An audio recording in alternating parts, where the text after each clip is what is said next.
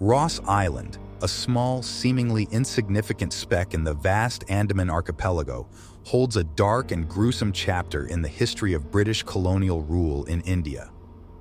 What began as a remote penal colony, meant to suppress the Indian Rebellion of 1857, soon evolved into one of the most notorious sites of brutality, suffering, and inhumane experimentation. This story of Ross Island is a chilling reminder of the horrors inflicted upon those who dared to challenge British authority. The Indian Rebellion of 1857 sent shockwaves through the British Empire. The uprising, which spread across northern and central India, was seen as a serious threat to British dominance. In response, the British sought to quell the rebellion by punishing its participants and supporters in the harshest ways possible. They needed a remote location, far removed from the Indian mainland, where they could isolate, torture, and kill those who dared to defy them. Ross Island, the smallest of the 576 islands in the Andaman archipelago, was chosen as the site for this grim purpose. Its strategic location, far from the mainland, made it the perfect place to establish a penal colony where rebels could be subdued and broken. On March 1858, British Dr. James Pattison Walker arrived with 200 convicts and rebels to set up the colony, marking the beginning of an era of unimaginable brutality. Ross Island was a hostile environment from the start. The island was covered in dense jungle, teeming with deadly diseases like malaria, cholera, and dysentery. The prisoners were forced to clear the land, build roads, and construct the colony from scratch under the sweltering sun. The work was grueling, and the living conditions were nothing short of horrific.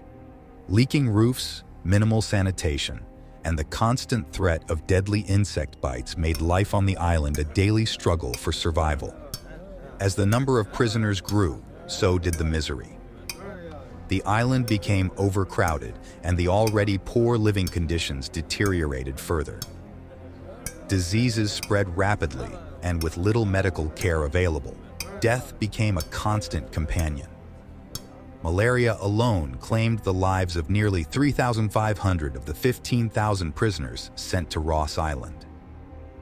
While the prisoners endured unimaginable hardships, another, darker chapter was unfolding on Ross Island: the secret medical experiments conducted by the British.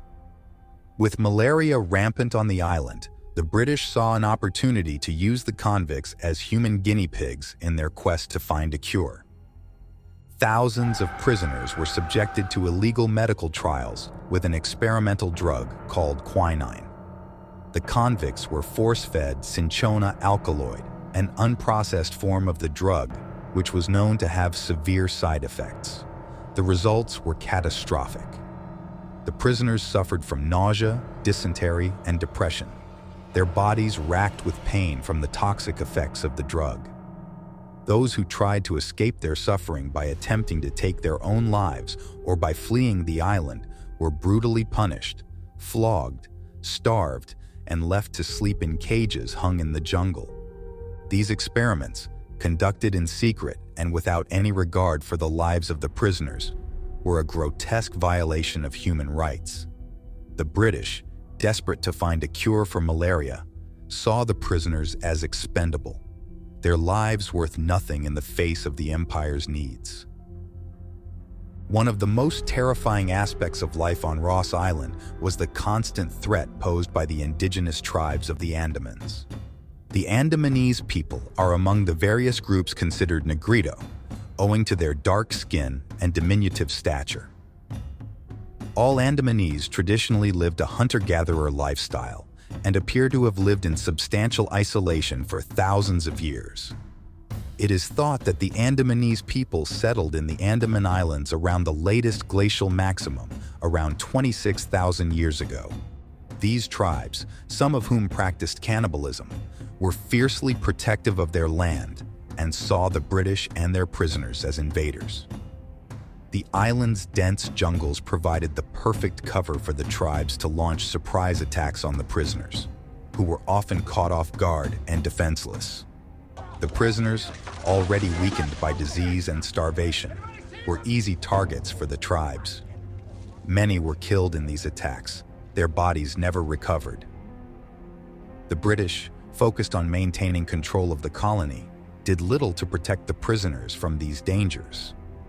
Instead, they viewed the attacks as another tool to keep the convicts in line, using the fear of the tribes to further subdue and control them. The conflict between the prisoners and the tribes was a brutal, bloody struggle, with the convicts caught in the middle of a deadly game of survival.